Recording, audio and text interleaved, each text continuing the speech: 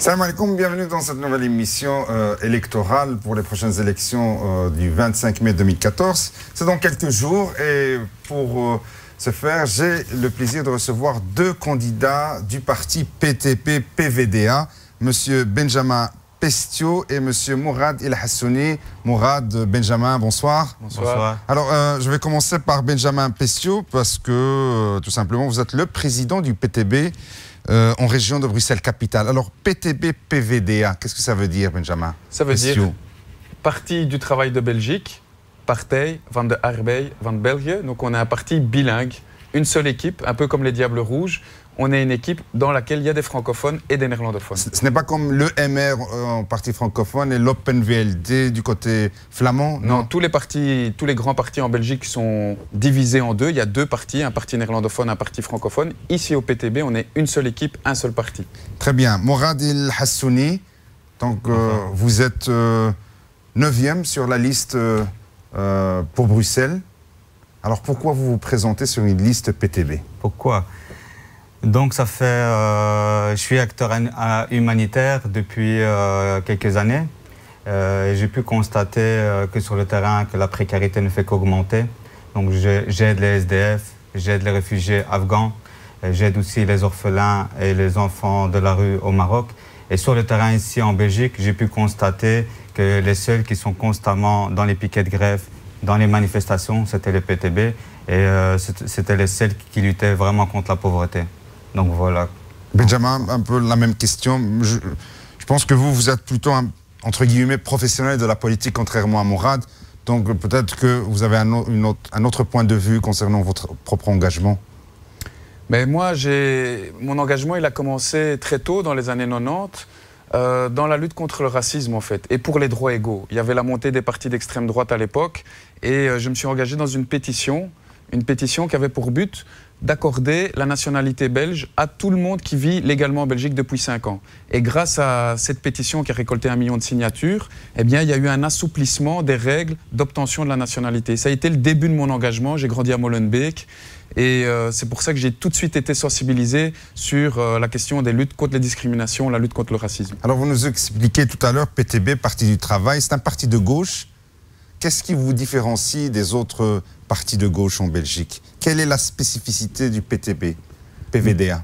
Mais on est un parti de gauche, un parti social qui refuse le recul social qui nous est imposé partout et auquel tous les partis de gauche participent. La chasse aux chômeurs qui a été votée, entre autres, par le Parti socialiste, le CDH, etc. Ou alors, ici, à Bruxelles, le fait qu'on a supprimé les transports publics gratuits pour les aînés, les 65+, ça a été voté par le gouvernement Olivier.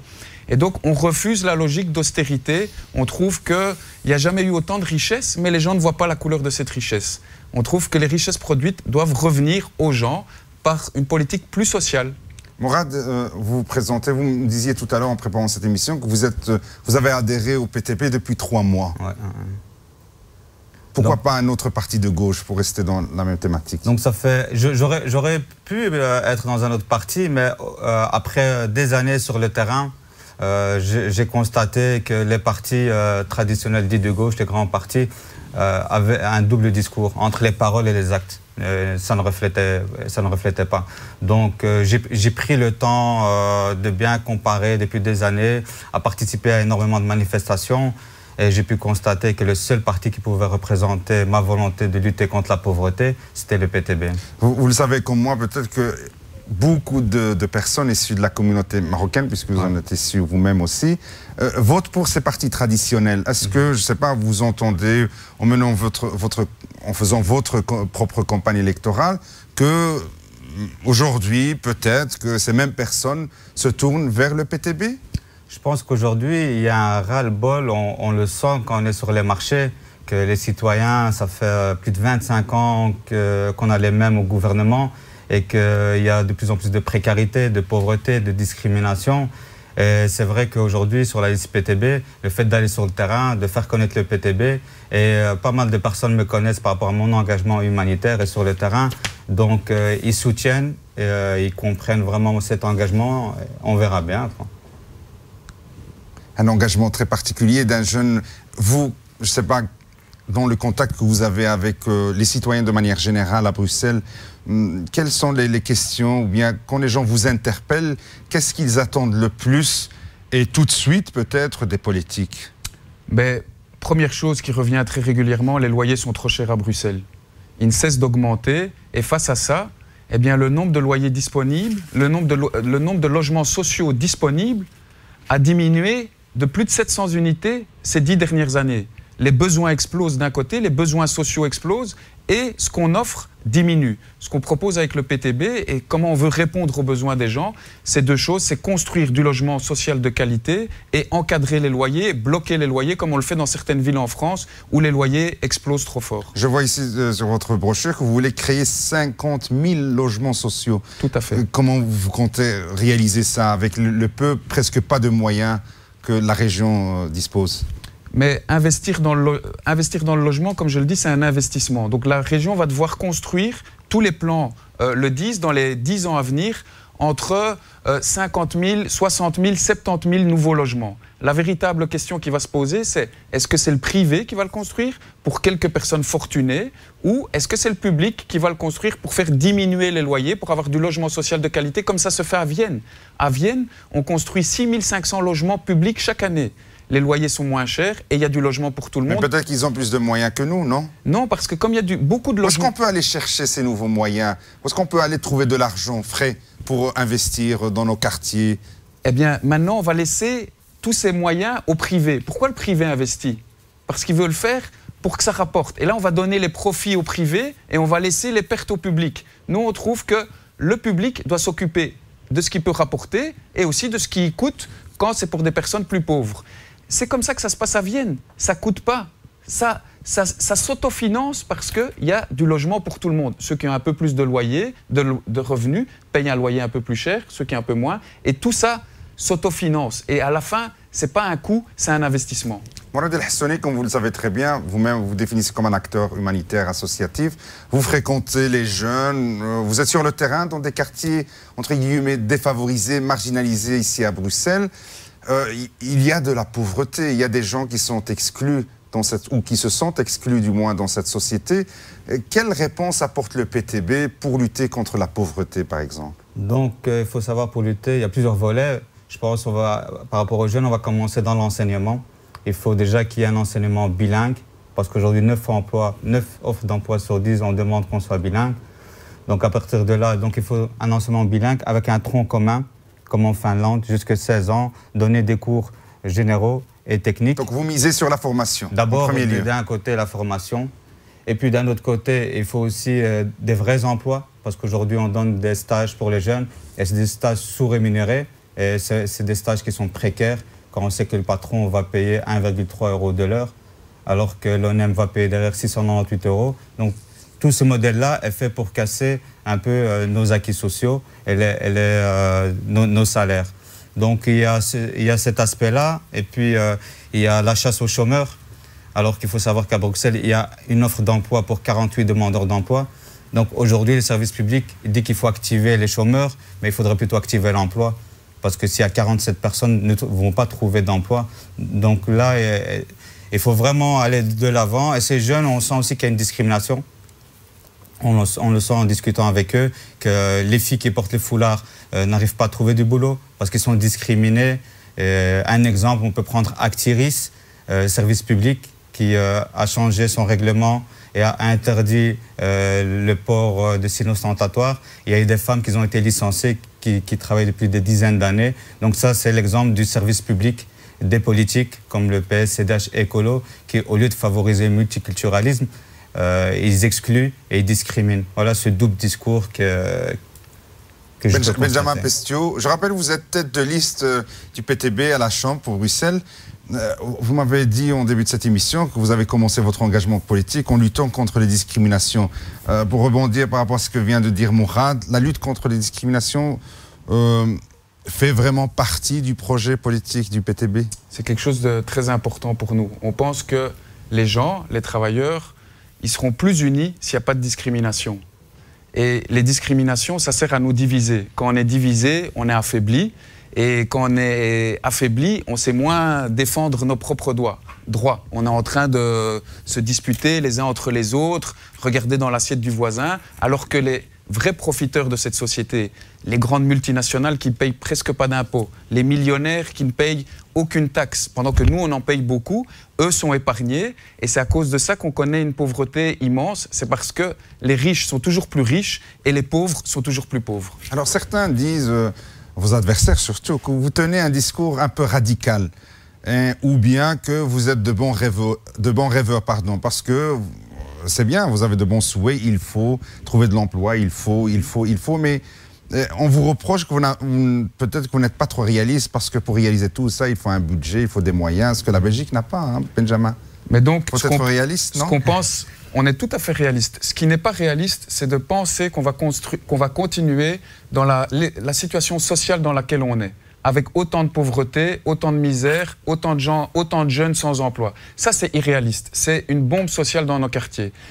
Par contre, nos propositions à nous, elles sont tout à fait réalistes parce qu'elles sont inspirées de ce qui se fait de mieux dans d'autres pays. Par exemple, le modèle finlandais pour l'enseignement.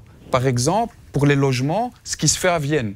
Par exemple, les médicaments, ce qu'on appelle le modèle Kiwi qui se fait en Nouvelle-Zélande, qui permet que les médicaments soient jusqu'à 90% moins chers. Donc, toutes nos propositions ont été testées dans d'autres pays. Alors, qu'est-ce qui fait que ces recettes marchent à l'étranger et pas en Belgique? Parce qu'en Belgique, il n'y a pas la volonté politique de les faire et de les appliquer. Au niveau des médicaments, apparemment, notre ministre de la Santé préfère écouter les lobbies pharmaceutiques plutôt que d'écouter les problèmes des gens. Au niveau du logement, apparemment, on préfère écouter les grands promoteurs immobiliers plutôt qu'écouter les problèmes des gens. Ça, c'est la question. Au niveau de l'emploi, apparemment, on préfère écouter les grands patrons qui préfèrent avoir des emplois moins chers, toujours moins chers, moins bien payés, que les problèmes des gens. Et ça, c'est la situation. Nous, on a choisi le camp des travailleurs, on n'a pas choisi le camp des plus fortunés, des grandes multinationales, etc., etc. Alors, les sondages prédisent que vous allez peut-être faire pour la première fois une percée au Parlement bruxellois. Donc, Mourad, peut-être que vous deviendrez député bruxellois.